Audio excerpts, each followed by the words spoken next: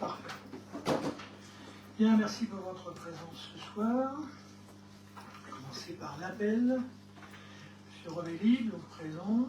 Monsieur Thierry Doléan. Présent. Madame Myriam Mathieu. Présent. Monsieur Philippe Lecoustour. Présent. Madame Sophie Mérès. Présent. Monsieur Michel Leblet, pardon. Présent. Madame Céline Morin. Monsieur Félicien Margueretas. Madame Patricia Charton. Madame Noël Proust. Madame Rossi Jaouen, pouvoir Monsieur Félicien Margueretas. Madame Isabelle Rambose.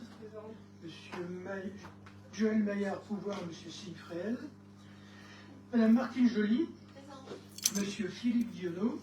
Madame Jessica Kelly, absente. Monsieur Vincent Couric, absent. Monsieur Claude Copin, absent, pouvoir Madame de Roquefeuille. Madame Sydney Béguier, pouvoir Madame Fabienne Carverne.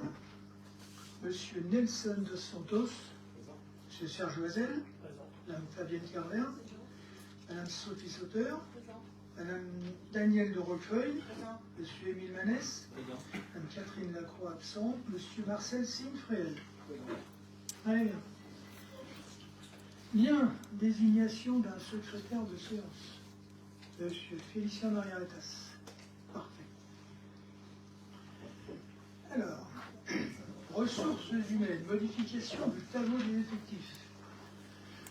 Donc, oui, comme d'habitude, on vient de mettre à jour le tableau des effectifs de la ville, apportant les modifications liées au changement ci-après. Il y a des avancements de grade 2026 et des transformations de mouvements personnels.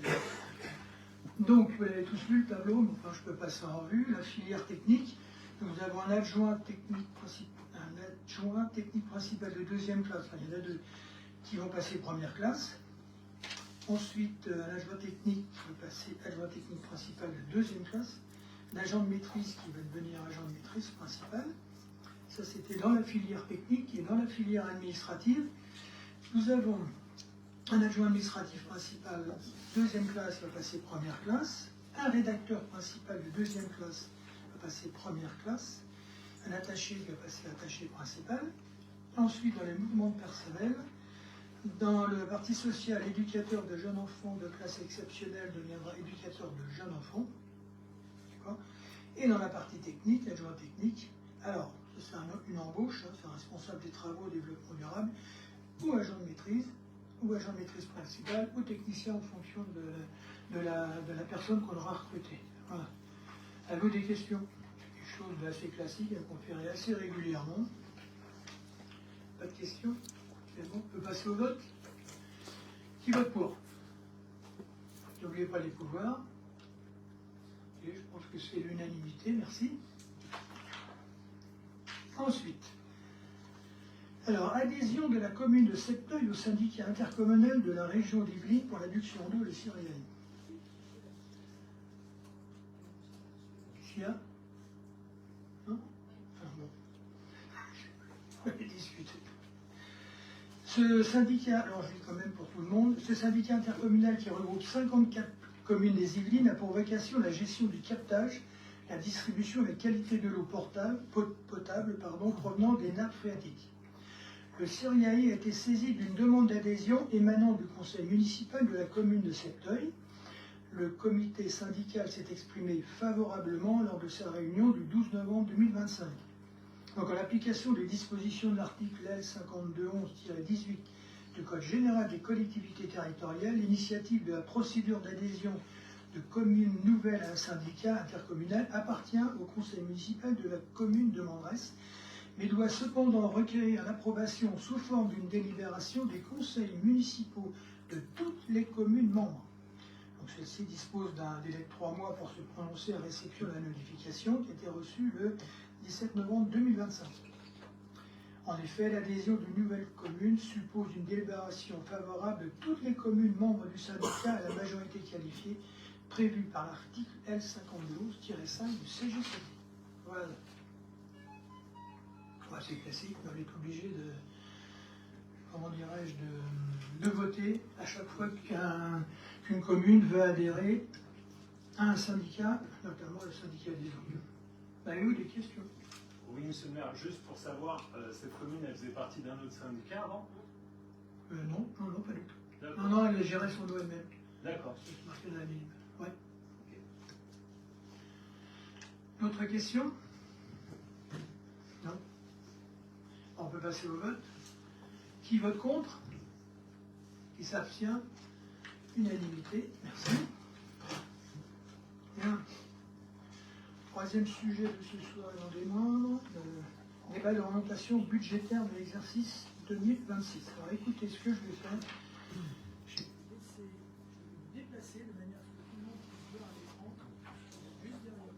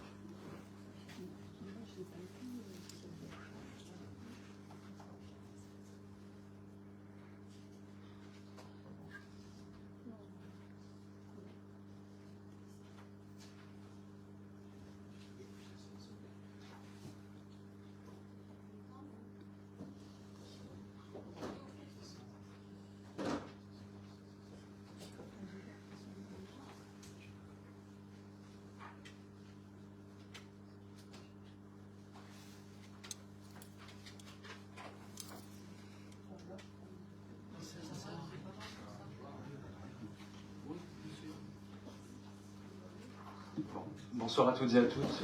Merci Monsieur le maire. Quoi qu'il en soit, pour le texte, je vais vous lire les choses principales. La rétroprojection, enfin le vidéoprojecteur, ce sera surtout pour les courbes. Ouais. Donc c'est le rapport d'orientation budgétaire 2026 qui arrive un peu plus tôt que les années précédentes parce que, compte tenu du contexte électoral qui va arriver, on a souhaité faire un budget on va dire le plus neutre possible pour que lors de le renouvellement de l'équipe, en fait, les services puissent se concentrer sur le renouvellement de l'équipe et qu'on ait déjà une base budgétaire sur laquelle ils n'auront pas à retravailler, essentiellement sur le fonctionnement. Une fois n'est pas coutume, enfin si, je le fais depuis le début, je tiens à les remercier parce que 2 mois en avance par rapport au calendrier habituel, ça nécessite un effort particulier, ils ont bien joué le jeu et merci à eux. Donc ce rapport a été établi conformément aux dispositions de l'article L 2312 du Code général des collectivités territoriales. Il constitue le support du débat d'orientation budgétaire préalable à l'examen et au vote du budget primitif de la commune pour l'exercice 2026. Donc vote du budget primitif qui aura lieu avant les élections de mémoire le 19 février. Ouais, c'est ça. Donc, comme je vous l'ai dit, l'élaboration de ce rapport intervient dans un contexte économique marqué par la persistance des contraintes financières et pesant sur les collectivités territoriales. À l'heure où le présent rapport a été écrit, à l'heure où les simulations ont été faites, nous n'avions pas encore l'atterrissage du budget de l'État, puisqu'il est même en cours de finalisation là aujourd'hui. Et par ailleurs, la situation mondiale et européenne a légèrement changé. Ce document sera mis sur le site de la commune, donc en fait vous reverrez tous les détails. La présente analyse sur la croissance mondiale est faite par la Caisse d'épargne. Donc c'est un document qui date du mois de novembre, mais les choses ont légèrement changé.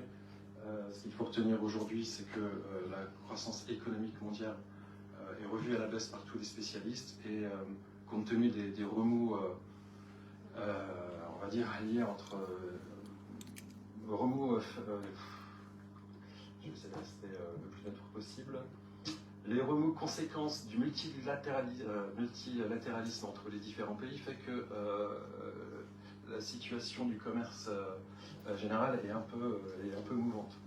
Quoi qu'il en soit, nous, sur la commune de Bennes, on sera impacté, outre les dotations de l'État à travers son budget, on sera impacté par les éventuelles fluctuations des prix. Et je pense notamment au prix de l'énergie, comme ça a été le cas en 2023, sur les conséquences de la guerre en Ukraine. Donc le risque sur la croissance mondiale en termes économiques est assez élevé. Donc déjà sur les taux directeurs, il y avait une baisse qui était anticipée dès le mois de novembre.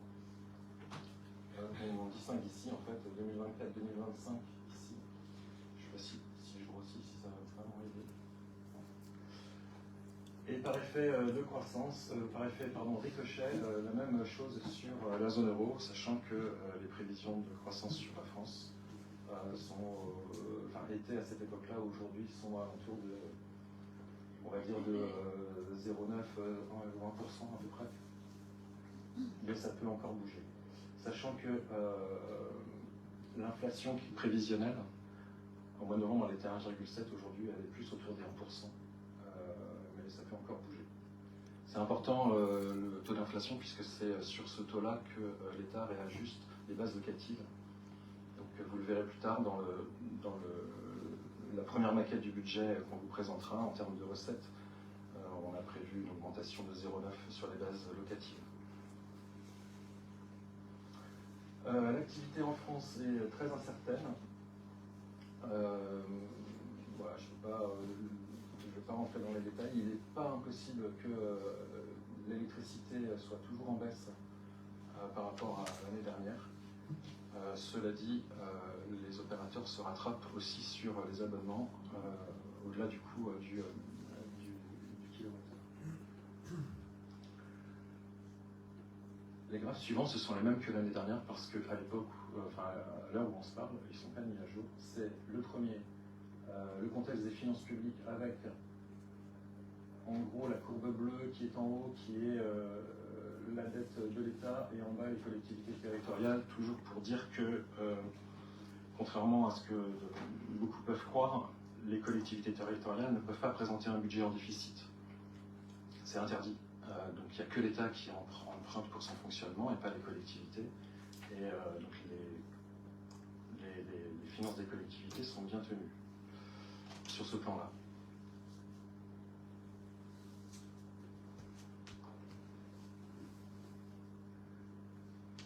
Je vais aller directement sur la présentation du rapport d'orientation budgétaire pour Ben.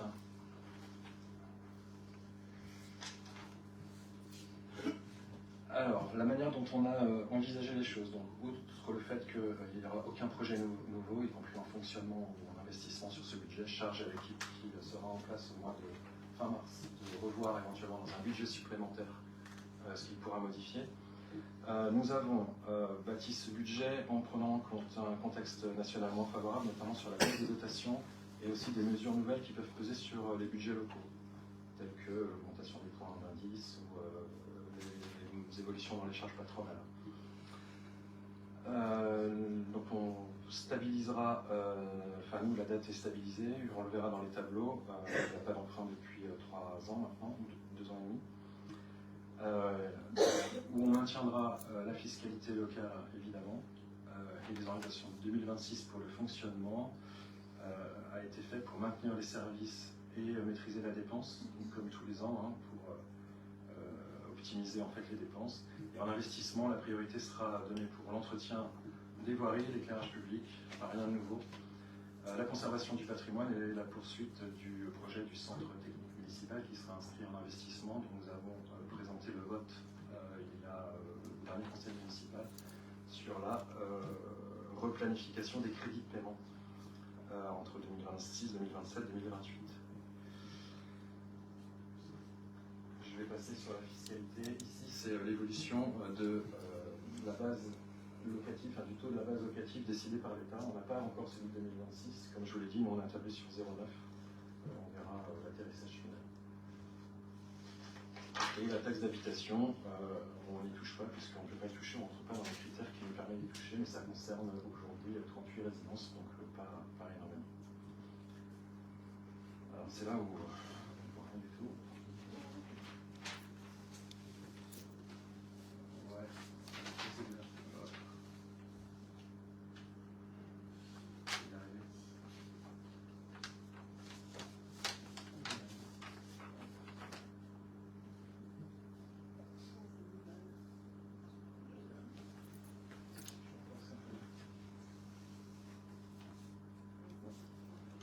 Alors le contrôle plus ne marche pas, je vais essayer. Merci. Donc c'est l'exécution que l'on connaît à ce jour qui n'est pas complètement finie du budget 2025 puisqu'il y a encore des documents et des paiements qui sont pas notifiés par la Direction Générale des Impôts. Donc l'atterrissage de l'exécution du budget 2025 dont l'objectif était surtout de maîtriser le chapitre 012 et de maîtriser les dépenses. On arrive à des recettes réelles de fonctionnement de 12 970 000 euros. Ce qui représente une augmentation de plus de 11% par rapport à 2024. Ça s'explique parce que nous avons reçu il y a 15 jours une notification de la DGFiP qui a indiqué à Ben qu'il y avait un rattrapage sur la taxe foncière bâtie parce qu'ils avaient sous-évalué entre 2020 et 2024 les bases locatives de Storengy. On a reçu une régularisation là, cette année, enfin pour 2025, de 620 000 euros, donc qui est inscrit dans les recettes réelles de fonctionnement. Sur les dépenses réelles de fonctionnement, nous sommes à 10 390 000, soit une baisse de 0,09%. Pour rappel, pour 2025, la communauté de communes Cœur d'Yvelines a pris en charge pour toutes les communes de l'Interco le fonds de péréquation, qui représente 340 000 euros pour Ben, donc qui n'est pas inscrit sur les dépenses ici. Donc ce sont des événements exceptionnels en recettes et en dépenses pour 2025 que je corrigerai dans les courbes qu'on verra tout à l'heure pour continuer à avoir la dynamique. Ce qui fait que nous avons une épargne de gestion à 2 500 000 euros, auquel on retire les 90 000 euros de la charge financière, donc c'est les intérêts sur les emprunts. On arrive à une épargne brute de 2 400 000, donc si on la corrige, on est à une épargne brute de 1 300 quelques mille, avec les événements exceptionnels. Le remboursement du capital de la dette est à 600 000 euros, ce qui nous fait une épargne nette de 1,8 million. Avec une dette restandue de 5 540 000 euros, donc l'emprunt d'équilibre qu'on mettait tous les ans, et on n'en mettra pas cette année, qu'on mettait tous les ans pour éventuellement gérer les événements exceptionnels. Il n'a pas été levé en 2025, comme il n'a jamais été levé d'ailleurs, puisque les événements exceptionnels ont toujours été pris sur des économies ou des réorientations de dépenses budgétaires en investissement. Ce qui fait qu'on arrive à un ratio de 42% des recettes pour la dette, et donc les recettes de gestion courante de 12 951 000. On va rajouter l'évolution, la reprise de la... non, pardon, excusez-moi. Non, dépenses de gestion courante, c'est 12 951 000. Et de recettes, pardon. Et les dépenses de gestion courante de 9 839 000 euros, donc à corriger les 300 et quelques mille du FPIC. Ce qui nous fait un autofinancement à 3 100 000 euros. Et une capacité de remboursement de la dette à 2 ans et 23. 2 ans, 3 mois. Est-ce que vous avez des questions à ce stade? Si tu as dit 600 000 euros en recettes, 620 000 euros. justifie entre guillemets l'augmentation des recettes, et ça nous amène à 12 200, donc il y a au moins 700 000 euros de recettes supplémentaires en 2025 versus 2024. Est-ce que c'est bien ça? Oui.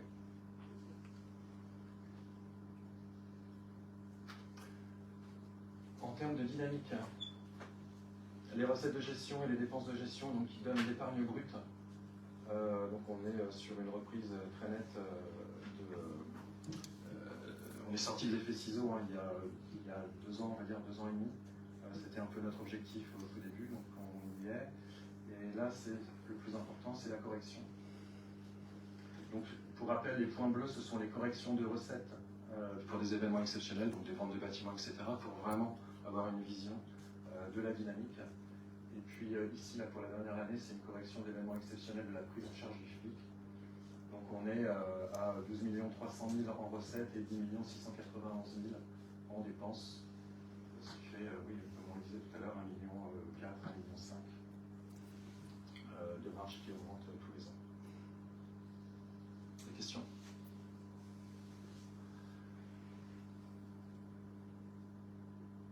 On est parti sur un reversement de la communauté de communes d'1,2 million sur la part de la CLECT qui fixe le reversement dans les communes sur base de la contribution foncière des entreprises qui est collectée par la collectivité Cœur des Vignes.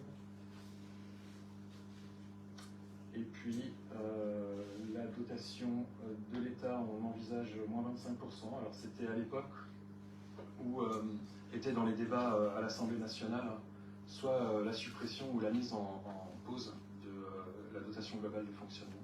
On était un peu prudent. Donc là, je vous remets comme tous les ans l'évolution du fonds de compensation intercommunal, donc à 344 000 euros pour Ben, reversé. On a positionné également 43 000, je crois, ou 45 000, je ne sais plus de mémoire, de délico. Donc vous savez, c'est le dispositif de l'État qui dit en gros, les communes vont nous prêter de l'argent, on va ponctionner 10%, on va peut-être les rembourser dans 3 ans. Donc l'année dernière, on a payé 42 000 euros quasiment. On a positionné 45 000 euros cette année parce qu'on envisageait une augmentation, mais il semblerait que dans les derniers débats, ce soit mis en pause peut-être pour 2026. S'il vous plaît. Oui. J'ai une question. Pour 2026, est-ce que vous prévoyez que Cœur d'Yvelines prenne en charge aussi le FPIC ou pas? Non, pas du tout. Et le SDIS? C'est pas envisageable. D'accord. Et le SDIS? Non plus. Non plus? D'accord. Non, on est resté vraiment au plus prudent quoi. Donc ça fait 600 000 euros, c'est ça à peu près De dépenses, oui. Ah oui, de dépenses à inscrire en plus. Ouais. mais qui sont inscrits là dans ce budget. Oui, tout à fait.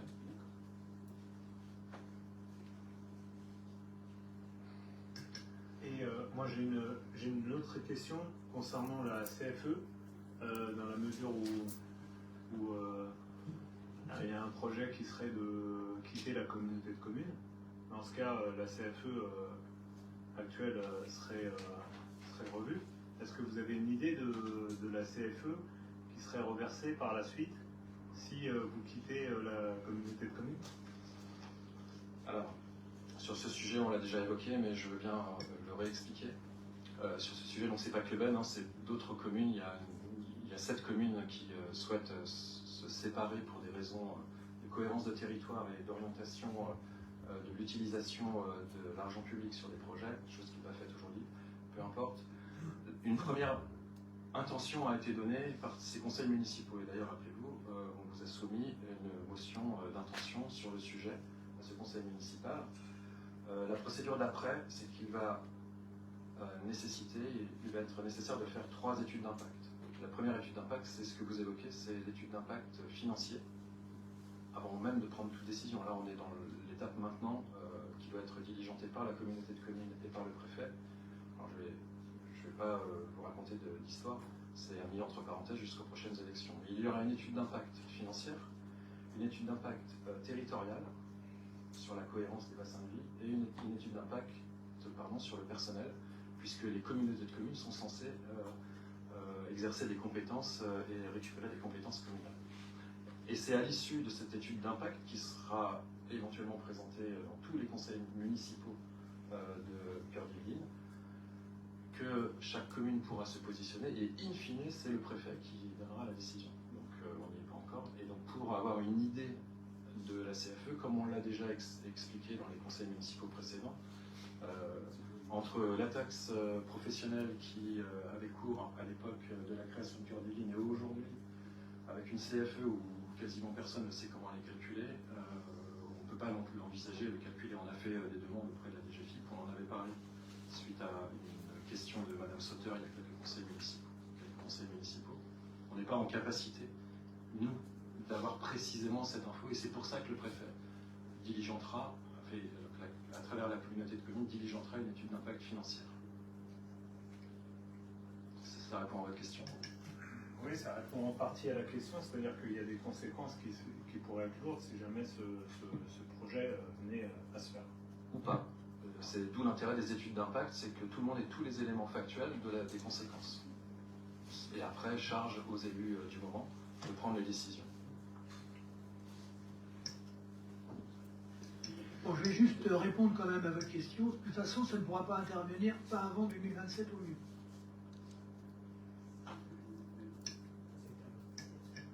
J'ai une question. Vous avez parlé de 7 communes. Moi, à ma connaissance, on a été resté à 6. Vous pouvez nous dire quelles sont ces 7 communes? Non, vous avez dit 7 communes. Oui, non, mais au départ.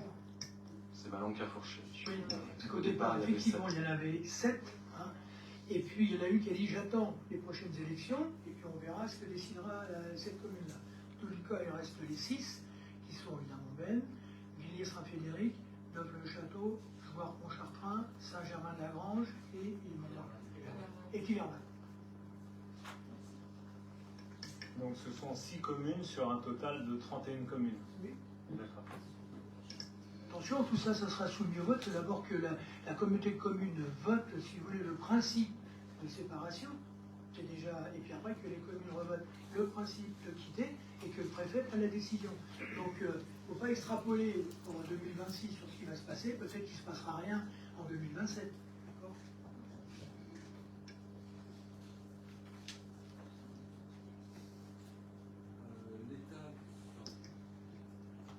Comme à tous les rapports d'orientation budgétaire, on présente également les effectifs globaux de la commune.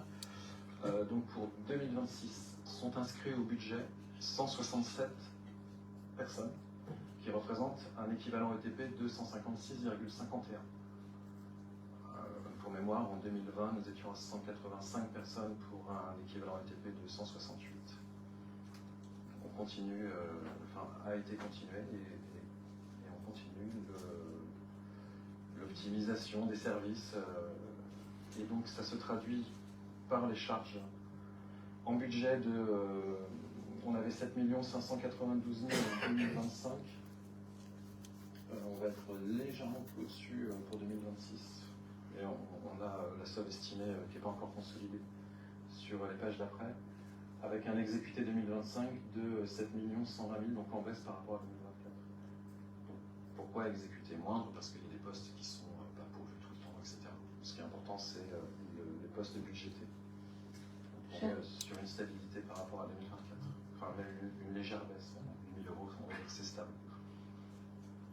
Oui. Je me demandais ce qu'étaient les postes hors catégorie.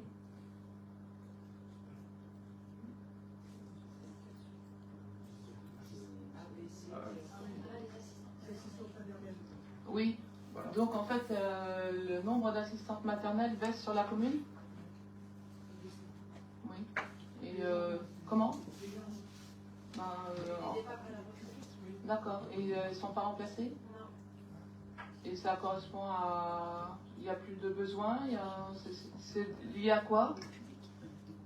Actuellement, les assistantes maternelles ne sont pas au maximum de leur agrément. Donc, elles sont 10. Et oui, alors je remarque quand même que entre 2020 et puis 2026, on passe en catégorie B de 43 postes à 54.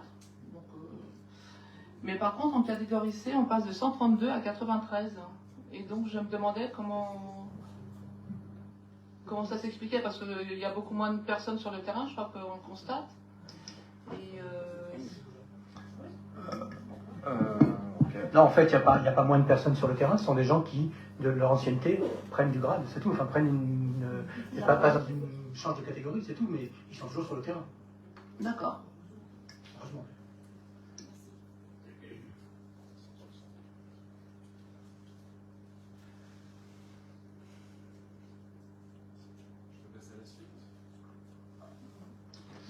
Donc pour conclure, les hypothèses de travail sur le budget, donc comme je vous l'ai indiqué, c'est le résumé. Donc baisse de dotation sur la dotation globale de fonctionnement de moins 25%, une augmentation de la contribution patronale de plus 4 points sur le 0,12, un DILICO à 45 000, un HPIC à l'identique de 2025. Nous n'aurons pas de DETR, nous ne sommes plus éligibles depuis 3 ans maintenant. On ne touchera pas au taux de la fiscalité locale. On va garder les mêmes droits de mutation que 2025. On reste très prudent sur la dynamique des ventes et des achats-ventes de logements. Évidemment, une baisse de subvention sur l'investissement parce que à l'époque où on a écrit ce rapport, il y avait énormément de dispositifs d'État qui semblaient disparaître, comme le fonds vert, en tout cas être réduit comme le fonds vert, sur lequel on a beaucoup sollicité de subventions ces dernières années. Et puis une croissance sur les valeurs locatives de plus 0,9%, comme je vous l'ai dit. Et donc il n'y aura aucun projet nouveau pour laisser la prochaine équipe décider de ses orientations et de construire un budget supplémentaire éventuellement.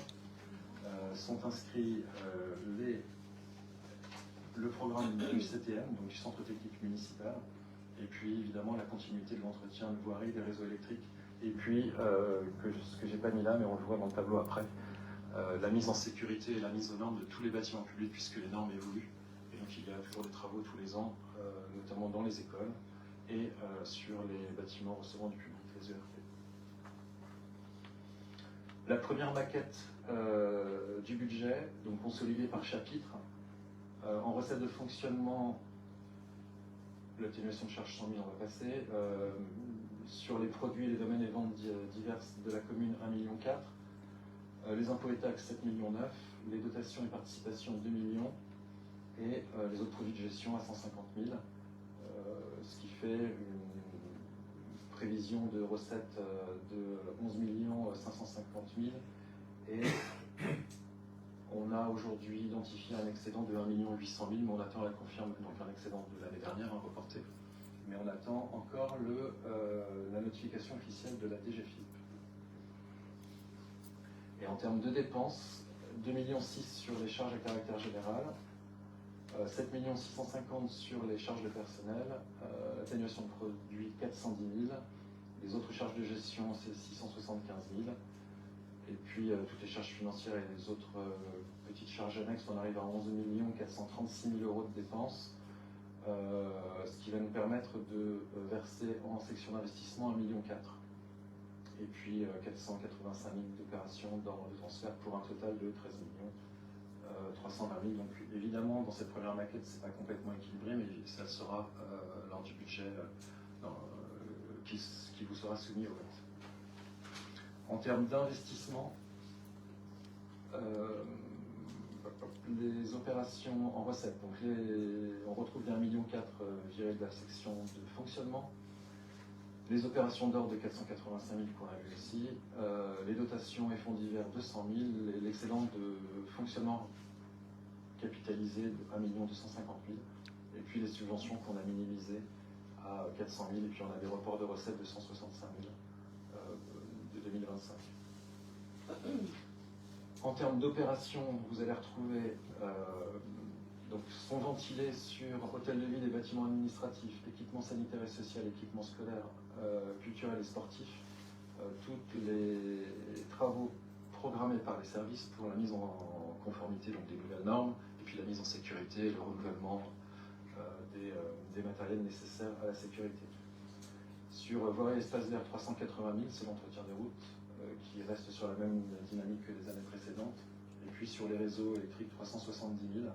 Je vous épargne tous les détails pour un total d'opérations à 2 millions, presque 20 000 euros, avec les 600 000 de remboursement du capital de l'emprunt, et puis les 1,2 million de report de 2024 sur les projets 2024 qui ne sont pas encore finalisés, donc on n'a pas les factures, ce qui nous fait 3,9 millions de dépenses totales sur le budget d'investissement. S'il vous plaît, pardon. À quoi correspond le chiffre de 223 000 pour le centre technique municipal? Des études de ces... Pas du tout. Non. Si vous vous rappelez, ce projet, on l'a mis en autorisation de programme crédit de paiement pour un total de 3 millions et quelques.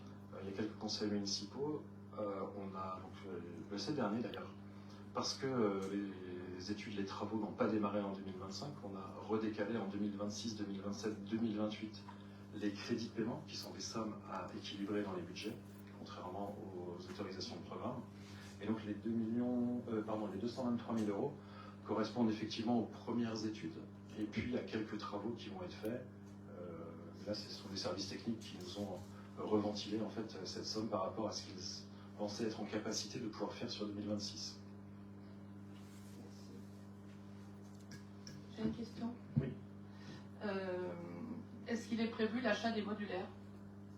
Non, pas dans ce budget. Et donc, je suis désolée, mais la dernière fois, je n'ai pas bien compris pourquoi les modulaires n'étaient pas achetés.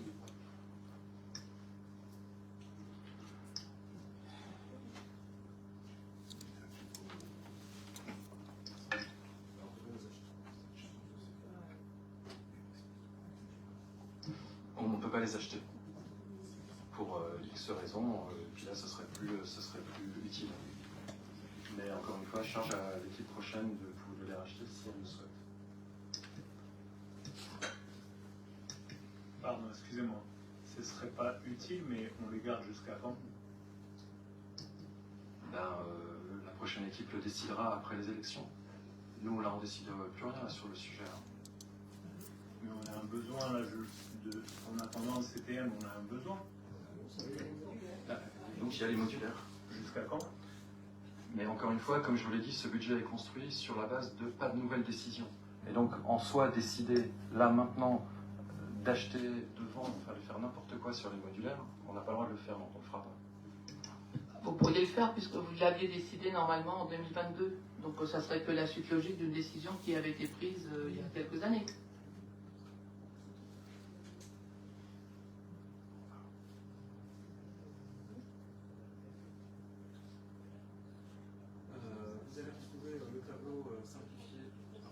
Vous allez retrouver le tableau simplifié du plan pluriannuel d'investissement. Donc nous avons supprimé toutes les opérations nouvelles par rapport à l'année dernière, il y avait plus de lignes, et nous avons laissé juste les sommes qui correspondent aux projets qui avaient été décidés avant et qui sont dans la continuité de l'entretien de la commune et de l'investissement sur la commune. Vous voulez que je les liste tous ou on rentre sur les questions? Encore une fois, je rappelle, ce document sera sur le site de la commune dès qu'il sera transmis, donc dans les quelques jours, dès qu'il sera transmis à la préfecture. Des questions? Une remarque. Je regrette en ce qui concerne les restes à réaliser.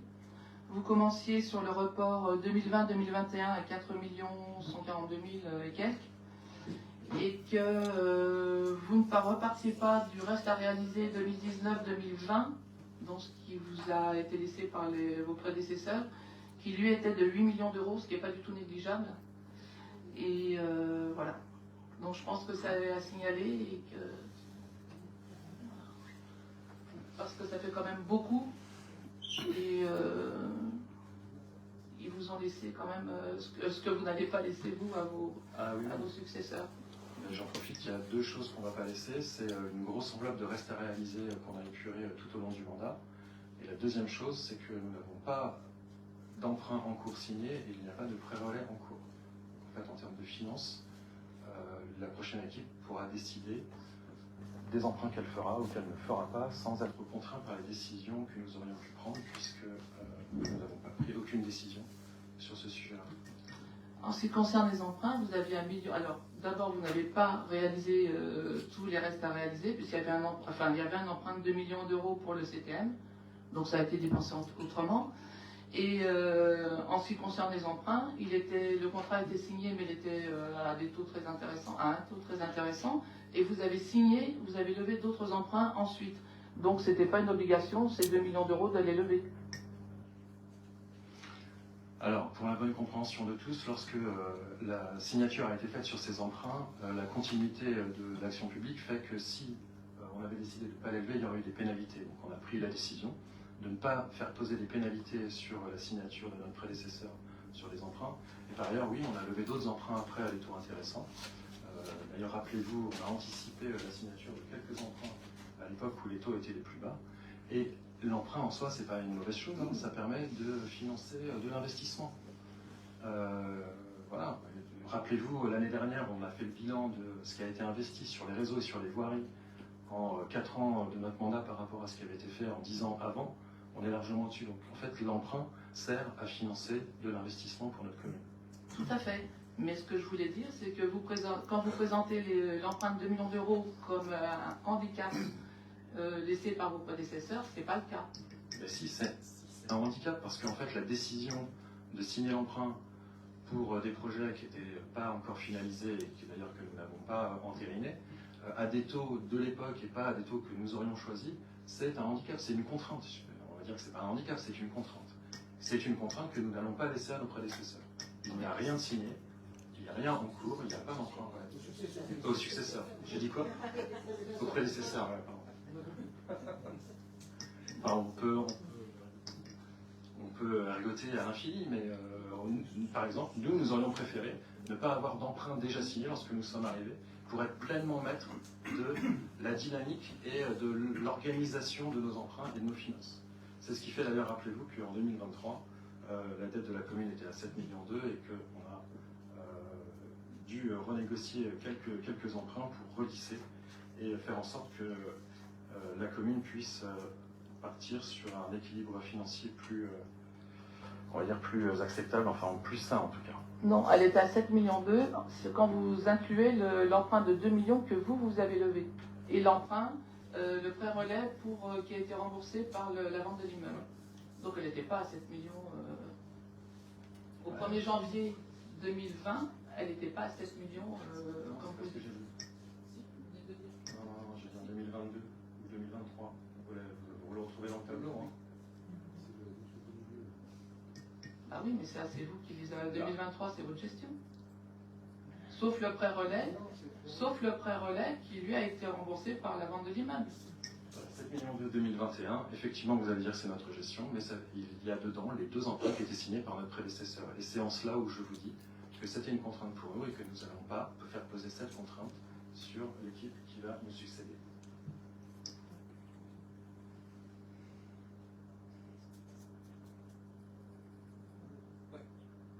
Mais justement, on y est, donc c'est l'évolution tous les ans de la dette.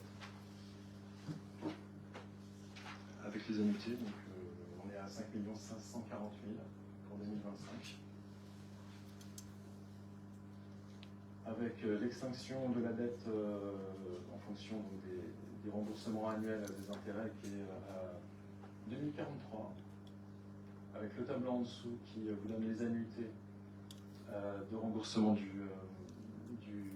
capital, pardon. Et voilà pour le budget général. Est-ce que vous avez d'autres questions? J'ai juste un petit commentaire sur la partie, la page 12. Je remonte juste parce qu'il y a 2 sujets dedans. Quand on parle, donc les résultats des décisions passées permis de retrouver une épargne nette d'environ 1,8 million d'euros en prenant en compte justement les 600 000 euros de Storengy. Il y a juste un oubli là-dedans, c'est la partie 012. Parce que le personnel qu'on voit plus tard, avec un exécuté du personnel qui est inférieur à ce qui avait été budgété, ça veut dire que si jamais la commune est à son taux plein d'agents, si tous les agents sont recrutés, on a des dépenses supplémentaires d'à peu près, j'avais calculé, 472 000 euros qu'il faut du coup rajouter dedans pour les perspectives. Parce que quand on lit le tableau des prévisions, en tout cas avant que ce soit évidemment consolidé, mais des prévisions pour l'année 2026, on retrouve une épargne à 114 000 euros, contrairement à 2 500 000 euros d'aujourd'hui, ce qui fait que la capacité de remboursement de la dette à 2,23 années, ce qui est marqué page 12, elle se lie uniquement par rapport à cette année et les éléments qui sont exceptionnels. Voilà, c'est juste quelque chose à rajouter parce que si jamais on n'a pas d'événement exceptionnel l'année prochaine, comme on n'en a pas forcément, hein, Storengy, le FPIC, etc., qu'on a tous les agents qui sont recrutés, donc on a des augmentations de charges de personnel, nécessairement l'épargne va être plus faible et donc on aura moins de liquidité pour investir. Voilà. Et ça, c'est pas vraiment mis en valeur dans la page 12 où justement on met en avant que la partie la capacité de remboursement de la dette est aujourd'hui à 2,23 années. Oui, pour la bonne compréhension de tous, les indicateurs du tableau, ce sont les indicateurs officiels que l'on retrouve dans toutes les collectivités, donc avec les calculs standards. Hein. Et en toute transparence, intégrer les événements exceptionnels, c'est ce tableau-là, donc on vous l'a toujours donné, pour justement avoir les bonnes trajectoires et les bonnes dynamiques. Donc le tableau, oui, c'est les calculs standards. Ce que je veux dire, c'est que dans la partie maîtrise des dépenses de fonctionnement, il y a nécessairement la partie du personnel non pourvu qu'il faut inclure dedans, qui cette année s'élève à peu près à 400 000 euros, et pareil pour l'année précédente, parce que par le passé, quand on regarde le tableau qui est en dessous là, donc chapitre 012 réalisé, il y a presque jamais eu un écart aussi important entre le réalisé et le budgété. Ça veut dire qu'il y a les postes qui ont été supprimés, qui donc du coup ne sont pas dans le budgété parce qu'ils ont été supprimés, mais tous les postes aujourd'hui dont la ville a besoin, et c'est les postes, ils sont ouverts aujourd'hui, il y en a un sur internet, il y a dans l'animation, dans l'enfance et aussi dans les services techniques, c'est des postes, enfin c'est des thèmes dans lesquels il manque des agents, donc ça veut dire que si on tourne à plein, ils sont présents, et il ne faut pas oublier qu'il faut les financer. Et donc cet argent-là doit aussi être mis dans les prédictions par rapport aux trajectoires de dépenses de fonctionnement. Et, non mais aujourd'hui, en fait, c'est pas écrit en fait. C'est pas écrit plus tôt. En fait, il y a marqué uniquement le résultat des décisions passées a permis de retrouver une épargne nette d'environ 1,8 million d'euros, ok, et l'illustration, la baisse la baisse de l'annuité, en tout cas de la capacité de remboursement de la dette, c'est l'illustration concrète de la bonne gestion de la commune. Ok, il y a une partie d'évolution par rapport à ça, mais il y a aussi une partie parce que les postes ne sont aujourd'hui pas pourvus. Et ça, c'est quelque chose qu'il faut prendre en compte. Non, mais il faut le prendre en compte quand même, parce que c'est un demi-million d'euros.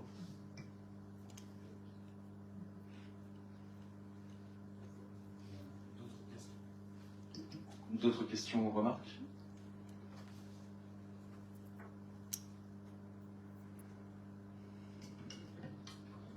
Excusez-moi. Bah, il y a un vote grand acte, non? Il y a un vote grand acte. Ou une question. Excusez-moi, moi j'aimerais faire une petite remarque, parce que vous intervenez, Monsieur Félicien, Monsieur Margaritas, pardon, excusez-moi. Et c'est vrai que vos propos sont pertinents, mais je m'interroge sur un sujet qui me paraît un peu troublant au sein de ce Conseil. Sans vouloir être trop dérangeant dans mes propos, il me semble que l'on doit faire preuve de transparence. Et je vais par conséquent dire ici ce que beaucoup pensent tout bas. Je garde ma liberté de penser, comme disent certains, et de parole. Alors nous avons 2 adjoints au maire qui apparaissent en tant qu'opposition au maire et pour lesquels des dossiers ont été retirés, mais pas leur délégation. On s'interroge donc sur cette présence en tant qu'adjoint, si ce n'est pour des raisons financières. Alors Nelson, non mais alors là c'est une remarque qui est un petit peu indécente, juste pour tout le monde, parce qu'on parle de finances, juste pour que tout le monde soit au courant. Non mais pour que tout le monde soit au courant, les indemnités des élus, alors le maire touche, il faudra qu'il le dise, mais moi je suis totalement transparent puis c'est quelque chose de public, on touche à peu près 670 € par mois pour l'exercice de notre mandat, ce qui n'est pas extraordinaire par rapport au travail qu'on fait, mais qui, n'a jamais été la justification du fait qu'on a été maintenu de nos fonctions. Ça, je laisse les mains s'exprimer par rapport à ça. La raison pour laquelle je n'ai pas, en tout cas personnellement, quitté mes fonctions, c'est que je me suis engagé en 2020 pour une durée de 6 ans. Voilà. Et vis-à-vis des Ménois envers qui on a pris l'engagement et de l'équipe, moi j'ai dit tout simplement dès le début que les trajectoires peuvent être différentes et les projets peuvent être différents. Il y a une campagne électorale qui est là pour ça. Je pense que pour l'instant je formule quand même pas mal de propositions concrètes sur le fond et pas sur la forme comme vous semblez le dire aujourd'hui. Et donc une durée de 6 ans, c'est jusqu'au mois de mars prochain. Voilà. S'il y a des décisions de retrait de délégation ou autres qui doivent être prises, c'est le maire qui doit le faire et je le laisserai s'exprimer après. Mais dans tous les cas, moi, mon engagement, il est jusqu'au bout. Et pour cette raison uniquement. Voilà. C'est pas du tout financière et je trouve votre remarque plutôt déplacée. Alors je suis d'accord. Non mais là je suis d'accord, je suis tout à fait d'accord sur ce que vous avez dit. J'ai tenu à conserver, si vous voulez, les 2 adjoints et à laisser leur délégation. J'ai estimé que c'était une équipe qu'on avait créée et on allait aller jusqu'au bout. On a des dissensions, il n'y a pas de souci. Mais je suis pas d'accord avec ce que vous dites, il n'est pas resté là. Les 2 adjoints ne sont pas restés là pour de l'argent. Franchement c'est... Non, mais c'est pas sérieux. C'est sérieux. Oui, je m'interroge. Bah oui, mais c'est. Poser ce genre de questions de cette manière, c'est pas qu'une interrogation. C'est pas qu'une interrogation. Et là, je suis pas d'accord avec vous. Non, mais je suis pas d'accord avec vous ce que vous venez de dire. D'accord. Et là, je m'exprime en tant que maire. Vous n'avez pas le droit de tenir des propos comme ça. Je ne comprends pas pourquoi vous. Non, mais c'est quand même incroyable. Je peux quand même pas me fâcher quand même. Non, mais on ne va pas se fâcher. On n'est pas là pour se fâcher. Simplement un peu de transparence. Et moi, j'ai besoin de comprendre, et pas que moi, peut-être d'autres personnes ici autour de cette table, on a peut-être besoin de comprendre si vous êtes dans l'opposition ou pas. Non mais Nelson, il n'y a rien à comprendre. Il y a rien à comprendre. Il y a 2 manières de poser une question. Il y a la question, excusez-moi, pourquoi est-ce que vous restez? Et il y a la question, est-ce que vous restez pour l'argent? C'est deux manières de poser les questions différentes, et la deuxième est indécente.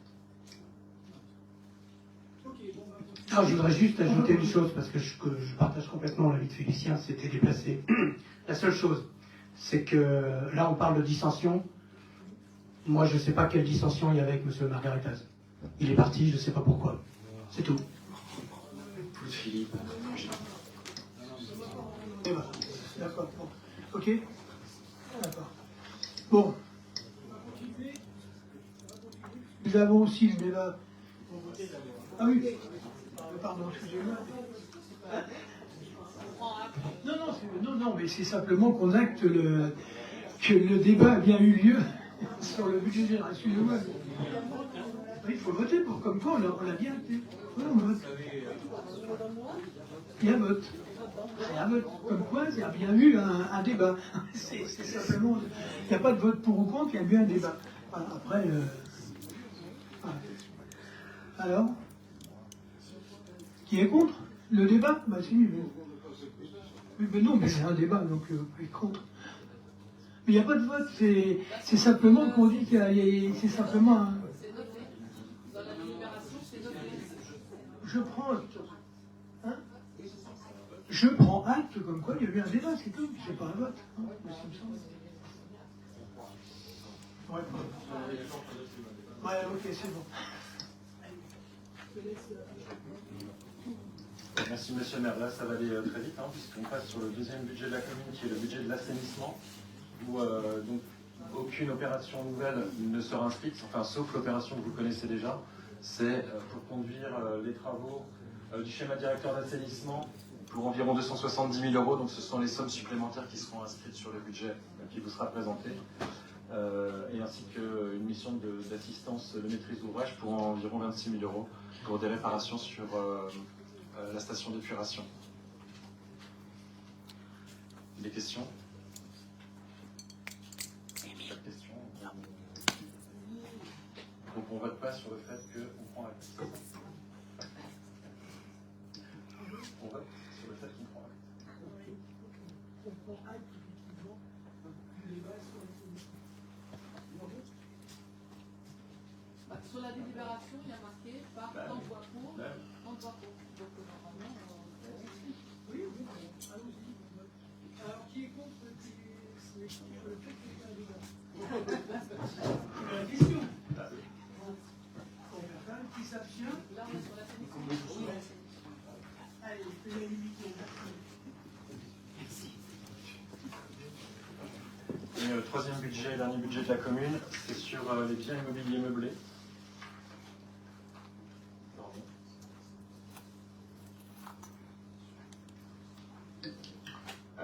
Donc le bien immobilier meublé, vous savez, c'est la gestion de tous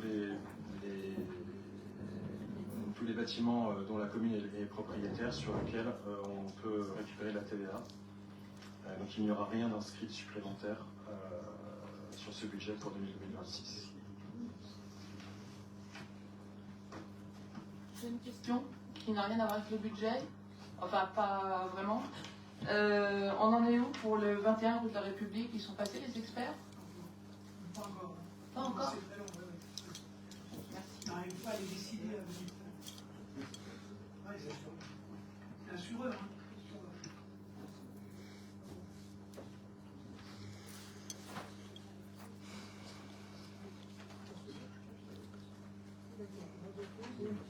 Contre le fait qu'il y ait eu un débat concernant les biens immobiliers. Il y a eu une abstention. Parfait, merci. Alors bon, on va revenir sur le budget général. Donc je reviens sur le vote, s'il faut le voter. Donc qui est contre le fait qu'il y ait eu un débat d'orientation budgétaire concernant le budget général? Ok. Vous êtes contre le fait qu'il y ait eu un débat? Je suis contre la qualité du débat. Oui, c'est ça. Ah oui, c'est pas... Oui. Ben oui, mais Ah bah, c'est marqué combien de pour et combien de contre, donc c'est pas clair. La tenue du débat, hein, c'est pas... Bon, allez. 3, c'est ça? 3 contre? 4. 4. Ouais, c'est bon. 4. On va pas discuter longtemps avec ça. Maintenant, c'est pas la peine.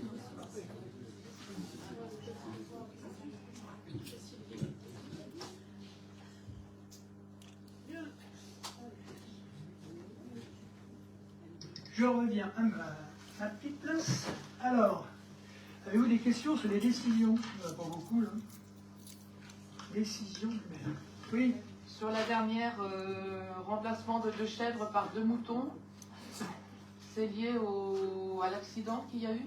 Alors, c'est pas lié à l'accident. En fait, on s'est aperçu que, enfin, on s'est aperçu depuis longtemps, mais je pense que même bien avant, c'est que les moutons, ils coupent l'herbe alors que les chèvres arrachent. Et quand ils sont sur le château, ils arrachent le lierre, etc. Et on s'est aperçu qu'il y avait un risque de décèlement de pierre. D'accord. C'est uniquement la raison.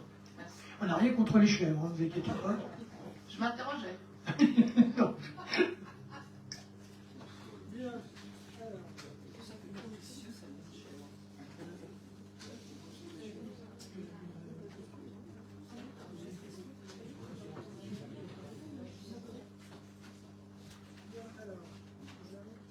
Je vais y aller ici. Alors, question orale par la liste révélée belle. Alors, première question. La promesse de vente avec Eiffage a été signée pour la construction de 75 logements. Pouvez-vous nous donner la catégorie de ces logements? Alors, il y a 75 logements répartis comme suit. 30 LLI, c'est les logements locatifs intermédiaires. Ce sont des loyers plafonnés pour les salariés qui ne sont pas éligibles au parc social. Ensuite, nous avons 45 LLS, ces logements locatifs sociaux, dont 75% de ceux-là sont en PLUS ou PLAI, et 25% en PLS. Alors, je pourrais m'arrêter là, mais le PLAI, ce sont des prêts locatifs été d'intégration, d'accord, pour permettre aux gens de pouvoir se loger facilement. Les PLUS, ce sont des prêts locatifs à usage social qui correspondent aux locations HLM, en gros, hein, comme ça. Et le PLS, le prêt locatif social, ce sont des personnes qui ne peuvent prétendre au loyer HLM, mais qui ne peuvent pas accéder au logement dans le privé. Voilà. Donc ça vous donne, voilà, ce que vous donne, et vous avez la réponse à votre question. Je vous en prie. Toi ? Alors, quelle est la composition de la commission d'attribution des logements sociaux? Comment sont-ils attribués? Alors, les logements, c'est le bailleur en fait qui informe le CCAS si un logement se libère dans leur parc. Suite à ça, l'agent reprend les listes des demandes de logement et suivant le type de logement qui est proposé par le bailleur, on établit une liste qui correspond et les commissions sont faites en fait en fonction de l'ancienneté de la demande, de la situation familiale, des revenus, du taux d'effort en fonction des revenus et du loyer et de la composition familiale. Suite à ça, en fait, on va avoir une liste. L'agent va rappeler chaque personne de la liste pour remettre à jour les informations. Et suite à ça, une fois le point fait, on va nous, avec l'équipe de la commission, établir 3 personnes qui sont éligibles à ce logement. Et en fait, après, c'est les bailleurs qui décident parmi les 3 ceux qu'ils estiment pour la location de ce logement. Et donc la composition de cette commission? Alors, il y a Madame Jean, directrice du CCAS. Après, il y a une agent et moi-même. Et les dossiers que vous examinez sont uniquement béninois ou ce sont toutes les... Ce n'est que des dossiers avec des demandes sur Ben. C'est ça, des demandes sur Ben. Tout à fait. Mais pas forcément émanant de béninois.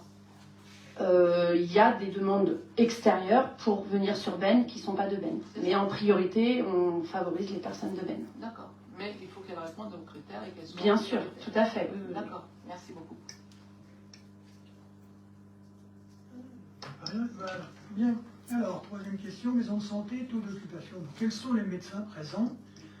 Alors, on avait déjà répondu à cette question lors du conseil du 11 mars, et on va vous compléter.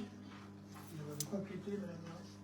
Alors, au niveau du taux d'occupation de la maison de santé, donc je redis, il y a un dentiste, 3 médecins généralistes, 2 orthophonistes, un kiné qui travaille avec 2 collaboratrices, un orthoptiste, une diététicienne et 2 podologues. Et prochainement, début avril, j'ai rencontré une médecin qui actuellement travaille à la maison de santé en tant que remplaçant, qui a souhaité s'installer à la maison de santé Et donc elle va s'installer aux alentours de début avril. Et la date n'est pas tout à fait fixée puisqu'ils ont les nouveaux médecins qui s'installent ont énormément de travail administratif à faire avec toutes les autorités dont ils dépendent. Donc elle m'a dit début avril, aux alentours de début avril. Voilà. Donc nous aurons donc 4 médecins généralistes à la maison de santé et il reste un local de médecin à pourvoir. Voilà, c'est le seul local qui reste vacant à la maison de santé. C'est un bilan plutôt très, très positif puisqu'elle a été inaugurée il y a 2 ans et demi. Voilà. Bien, merci. Bien, bah, écoutez, bon, l'ordre du jour étant terminé, je vous souhaite une bonne soirée et à très bientôt.